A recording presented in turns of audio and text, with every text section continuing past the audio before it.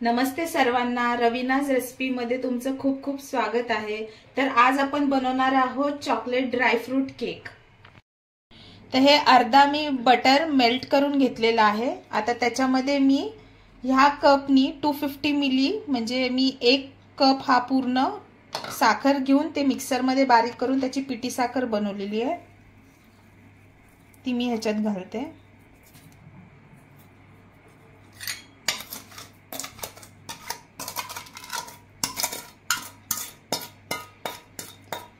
आणि हे बटर आणि पिठी साखर चांगलं मिक्स करून घेते। आता हे चांगलं मिक्स केलंय मी, बटर आणि पिठी साखर चांगली मिक्स करून घेतली आहे। तर आता ह्याच्यामध्ये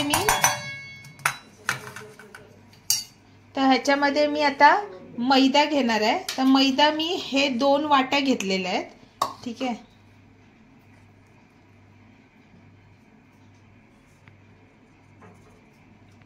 दोन वाट्या मैदा त्याच्यामध्ये मी कस्टर्ड पावडर 2 चमचे घेतले,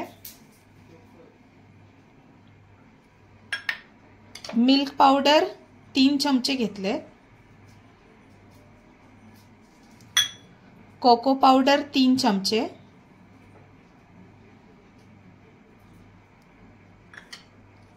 बेकिंग पावडर 2 चमचे,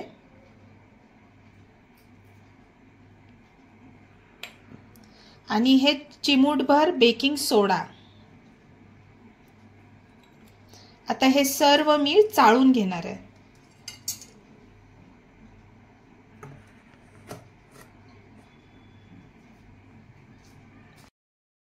आता हे सर्व साहित्य मी चाळणीतून मिक्स करून घेतलेलं आहे। तर आता मी काय करणार आहे, तर दूध घालून थोडं दूध घालून मिक्स करून घेणार आहे आणि त्याचं मिश्रण बनवणार आहे।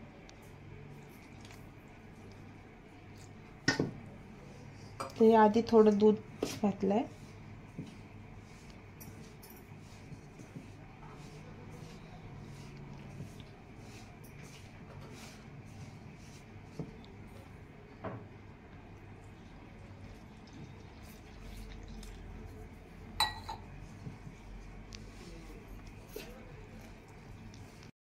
आता ह्याच्यात मी दूध घातलेलं आहे, जेवढं दूध लागते तेवढं मी घातलेलं आहे। आता मी हे 15 ते 20 मिनिटं तरी मी फेटून घेणार आहे।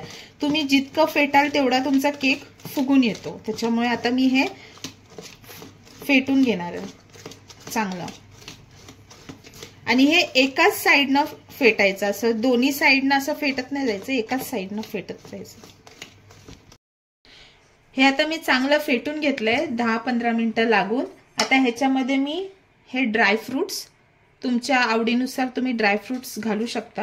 आता मी हे ड्रायफ्रुट्स घालते ह्याच्यामध्ये, आणि हे चॉकलेट चिप्स आहेत, मी चॉकलेट चिप्स घालते, आणि हे व्हॅनिला इसेन्स मी आणलंय, तुम्ही तुमच्या फ्लेवरनुसार इसेन्स घालू शकता। मी हे व्हॅनिला इसेन्स आणलंय, हे 1 टीस्पून व्हॅनिला इसेन्स,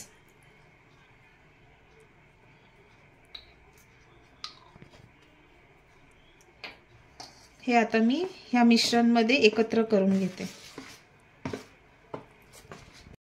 तर आपण केक कुकरमध्ये बनवणार आहोत। जसं आपण ओव्हन प्रीहीट करून घेतो तसं मी कुकर ही 10 मिनिटं झाले प्रीहीट करून घेतलेला आहे। आता मी इथे कुकरच्या भांड्याला तेल लावून घेते चारी बाजूनी,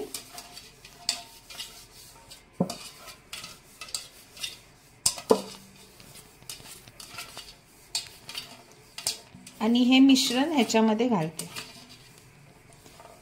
आता हे जे केकचं जे बॅटर मी बनवलेलं आहे मिश्रण, ते मी ह्याच्यामध्ये कुकरच्या भांड्यामध्ये घालते। तर आता हे मिश्रण मी कुकरच्या भांड्यामध्ये चांगलं सेट करून घेतलेलं आहे। तर आता हे कुकरचं भांडं आपण कुकरमध्ये ठेवूयात। तर कुकरच्या भांड्याच्या आत मी स्टँड ठेवलेला आहे, तर त्या स्टँडवर आपण हे कुकरचं भांडं ठेवूयात, आणि बिना शिटी लावता। तर मी ह्या कुकरच्या झाकणाला शिटी नाही लावली, आणि मीडियम गॅसवर एकदम बारीक गॅसवर आपण कुकर ठेवूयात। एकदम बारीक गॅसवर मी हा कुकर ठेवलेला आहे. तर हा मी आता 15-20 मिनिटं केक ह्याच्यामध्ये 15-20 मिनिटानंतर मी चेक करणार की केक झालाय की नाही. हे बघा आपला मस्तपैकी केक फुगला आहे. तर आता मी हा बाहेर काढते. हे बघा किती मस्त स्पॉन्जी केक झालाय हा. तुम्ही नक्की ट्राय करून बघा. व्हिडिओ आवडला असेल तर लाईक करा, शेअर करा आणि सबस्क्राईब करायला विसरू नका. थँक्यू.